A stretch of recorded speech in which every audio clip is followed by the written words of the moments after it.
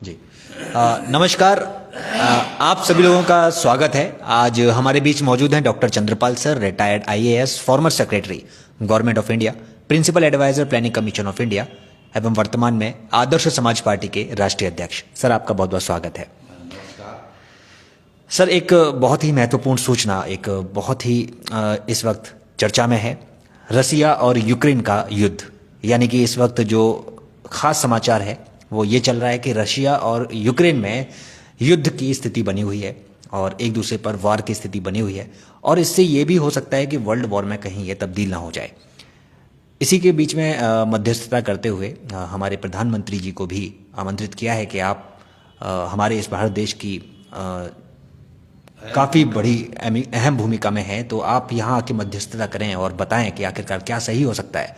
अगर आपके कहने से कोई बात हो जाए तो बहुत अच्छा हो सकता है, बात अगर सही हो जाए तो। सर, इस बारे में आप क्या कहना चाहते हैं, या फिर क्या कुछ सलाह देना चाहते हैं, क्योंकि आप तो सलाहकार रहे हैं जी।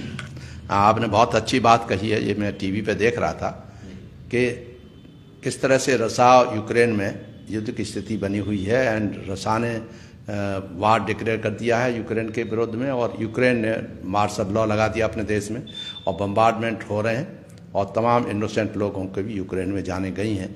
भारत के लोग भी, हमारे 20,000 के करीब छात्र भी वहाँ फंसे हुए हैं। उनको हालांकि भारत सरकार ने कहा है फ़ौरन उनको वहाँ से निकाल दिया जाए, मगर वहाँ से हवाई जहाज लौट आया नहीं, निकलवा पाए। तो इसलिए अब जो है स्थिति ये है कि यूक्रेन छोटा सा कंट्री है, रसा के बहुत बड़ा सामर्थ्य है, उसकी ताकत है, उसके सामने कुछ भी नहीं है। वो रूस का पार्ट था। तो एक तरफ तो रूस है, रूस की शक्ति है, दूसरी तरफ वो छोटा कंट्री है जिसके पास उतने बड़े संसाधन वार के मटेरियल्स नहीं है।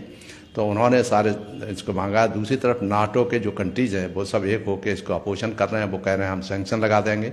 तो सैंक्शन तो लगाएंगे बाद में, अभी तो फिलहाल वो ह्यूमैनिटी का मर्डर्स हो जाएंगे, तो उसको रोकना बहुत ज़रूरी है। तो यूक्रेन ने भारत को, प्रधानमंत्री को स्पेशली कहा है कि वो उनके संबंध उनसे, पुतिन साहब से बहुत अच्छे हैं, राष्ट्रपति रूस से, तो इसलिए वो हस्तक्षेप करें और इस युद्ध को वर्ल्ड वार से बचाने से रोकें।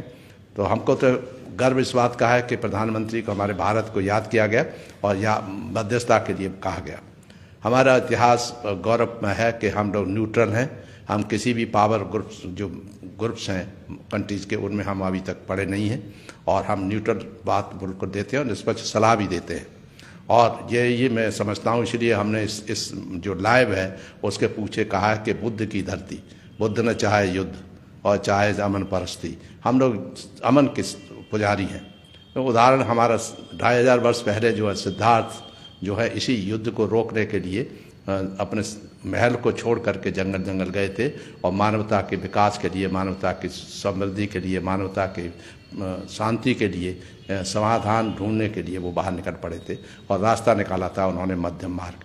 तो मध्यम मार्ग जो है, हम मध्यम मार्ग ही रहे हैं, और समस्या का हल केवल डायलॉग से निकाला जा सकता है, और इससे युद्ध से कुछ नहीं होने वाला। आखिरकार आप रसा यूक्रेन को बम्बार्डमेंट करके, मिसाइल्स दाग करके, एटम बम दाग के कुछ भी दागा जा सकता है, तो उससे कुछ मिलने वाला नहीं है, उससे समस्या का समाधान होने वाला नहीं है।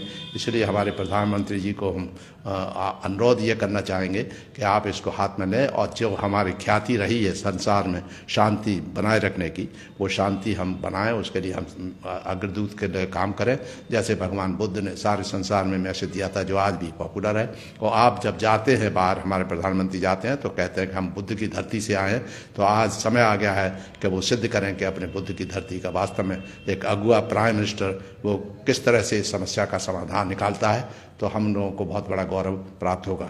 इसको केवल राजनीतिक के दृष्टिकोण से भाजपा वाले ये नहीं कहें कि देखिए हमारे प्रधानमंत्री इतने बहादुर हैं, उनको ये बुलाया गया है, इस तरह से अपने वोट की चीप पॉलिटिक्स में न लाएं, और उच्च कोर्ट के जो उदाहरण प्रस्तुत करें हमारे माननीय प्रधानमंत्री जी। हम बहुत आभारी रहेंगे। जय भीम, नमस्कार, जय हिंद।